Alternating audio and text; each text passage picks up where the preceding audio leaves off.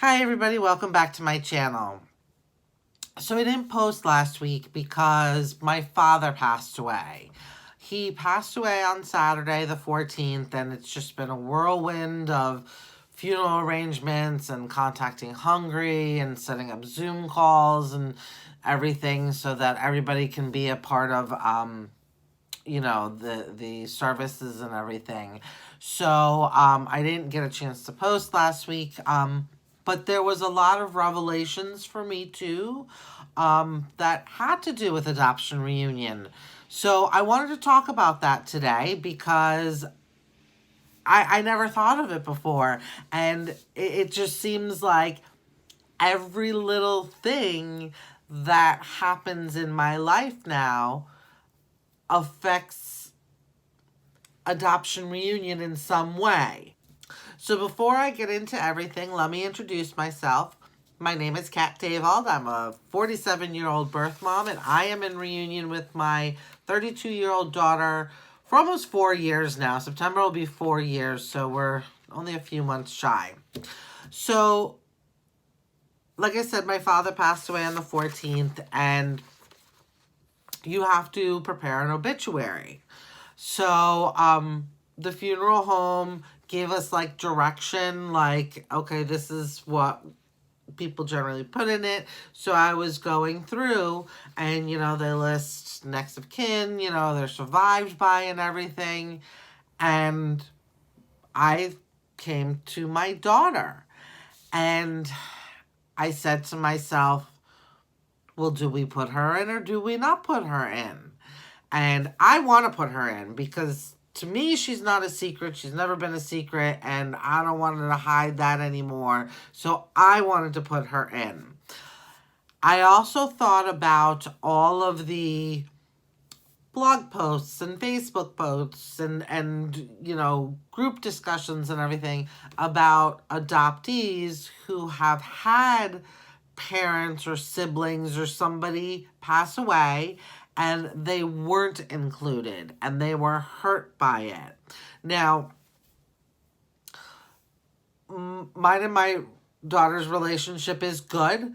We have a really steady relationship right now and everything, but it's not, mother-daughter. It's not estranged. So there's a comfortable medium. But really, I said to myself, I don't know, and I don't want to do the wrong thing. So what I did was I asked her. And I sent her a text and I said, hey, listen, do you want to be included in the obituary? Because I don't want to make you feel uncomfortable. I think that's what I said. Oh, it's on my phone. I can't even look it up. But it was something very close along that lines. So, because I didn't want to make her uncomfortable, but I also wanted to include her if she wanted to be included. So, I put my, whatever I wanted. Like, if she didn't want to be in the obituary, even though I wanted her to be, I would have omitted her. But I did put her in because she said, whatever, either way, she doesn't care. So I did put her in. So that was one thing that I was like, what do you do in this situation? What do you do when somebody passes away? And I honestly think the best thing that I did was ask her how she felt and how she wanted me to go about it. So the whole situation was a little odd because you don't think of these little things that come up in everyday life. And not that death is every day, but it's part of life. And so all these little things, and I walk through life now and I'm like, okay, well, I have to think about her feelings too in relation to other things. So the next thing that struck me, and maybe it kind of made me feel a little uncomfortable, and it did anger me, was people telling me it's okay to grieve, because I didn't have that before. And it made me mad because, I felt this like lump in my throat, and I was like, so I could grieve now, but I couldn't grieve for my dead father, but I couldn't grieve for the daughter I had given away. Like, I had to shut that all down, but now it's okay. Like, it was, and it shouldn't, like, that shouldn't, be something that bothers me. But I guess that's part of, like, the trauma that I, have from this whole ordeal. It made me super uncomfortable. So I'm just going to pop in here for a little bit of housekeeping before we move on. If you're enjoying this type of content, please hit the like button and subscribe to the channel. It helps tell YouTube's algorithm that you find this information important, and then it will be shared with others that may need the information and help too. So now back to my list of things that I realized during this time. So the third thing that kind of bothered me was that people started then coming up to me after the funeral and telling me they wanted to meet my daughter. And my father was older and obviously from Hungary, because I keep talking about that. But we don't have a lot of family here. Friends have, slowly started to pass away and stuff. So the funeral wasn't a huge affair. There's not many people left in the area that, could come because they live in the proximity or that aren't dead themselves. So it wasn't a huge thing, but, people coming up to me afterwards and telling me they want to meet my daughter bothers me a little bit, because why now? Like, I've shared it on social media. I share my videos on my Facebook page. So I'm in reunion for almost 4 years now. So why all of a sudden, are people interested in meeting my daughter? So that just bothered me a little bit.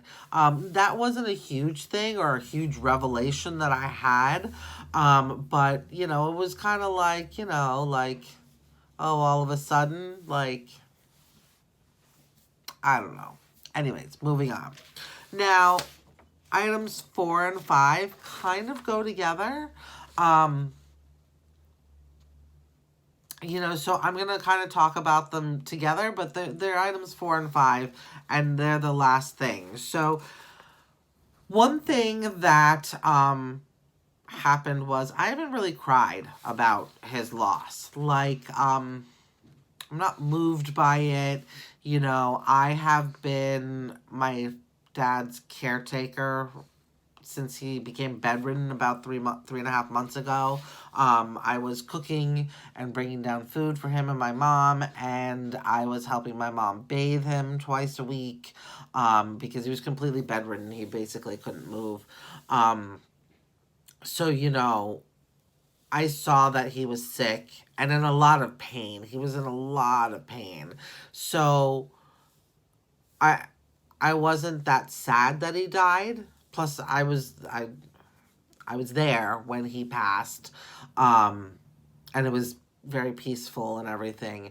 But he was in a lot of pain, and who wants to be bedridden and can't move? So I wasn't sad. I was more like relieved that he was out of pain and he didn't have to deal with all that stuff anymore and just not be able to move or get up or whatever. So that was part of it. And then, my father wasn't a loving, doting father. He wasn't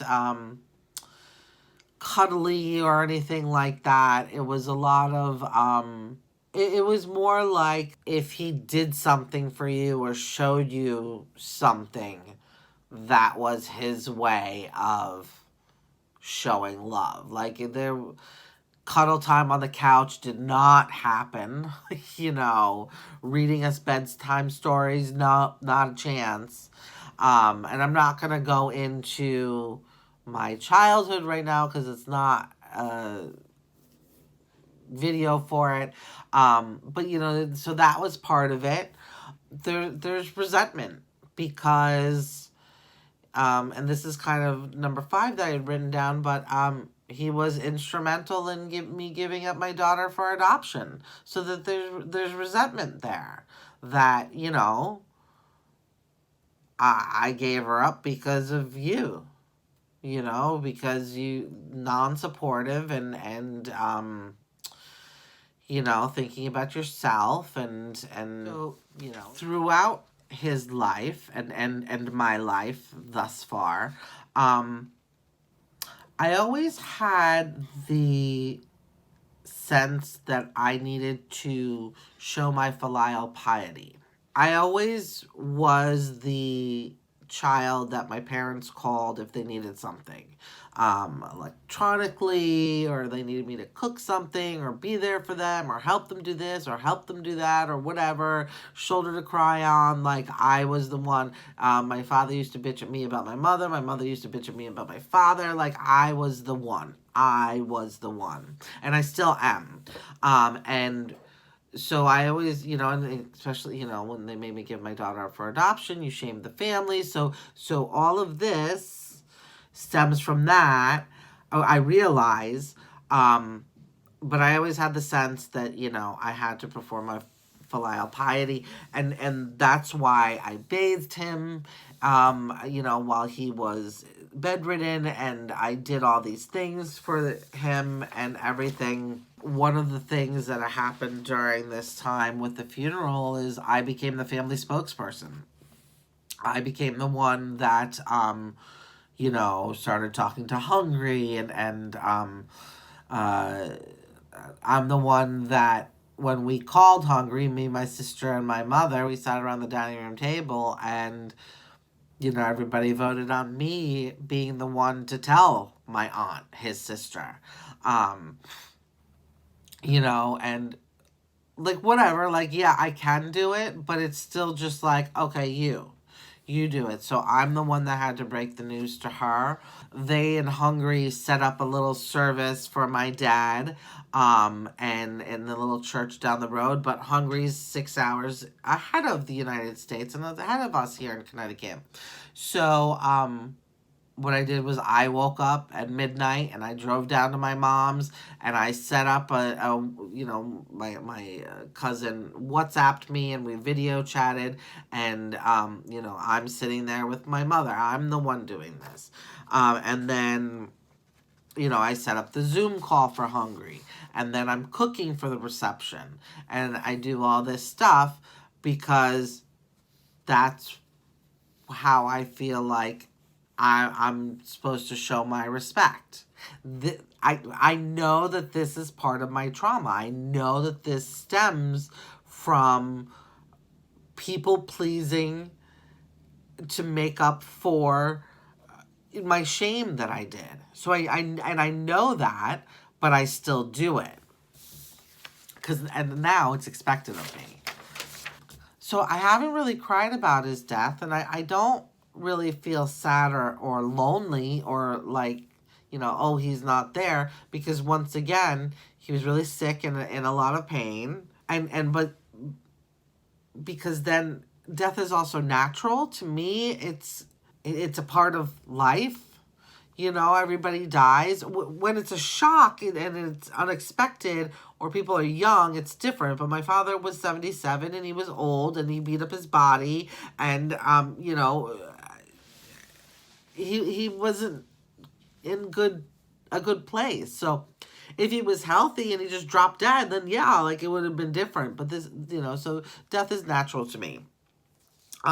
So, and that makes it not a shock because, you know, he was sick. So I've actually cried more when I've lost a pet. And I don't know if that's because I'm the caretaker and then they go, or maybe it is my trauma and because of the way I was treated with adoption and in my youth and everything.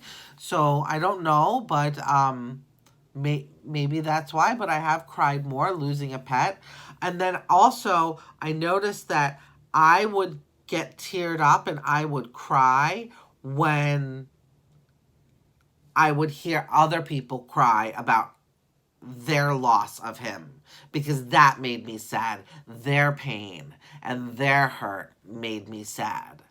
Like, him being gone didn't make me sad. And I don't know, maybe I'm just like this.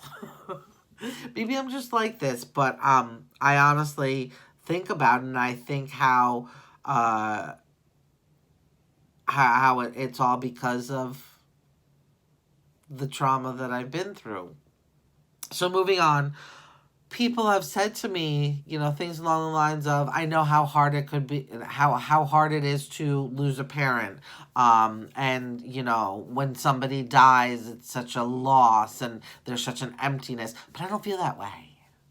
I don't know what you're talking about, because your relationship with your parent, your father or your mother, was completely different than mine. And I don't feel that way. So, I honestly think I've completely disassociated. I mean, I think that's what this is. I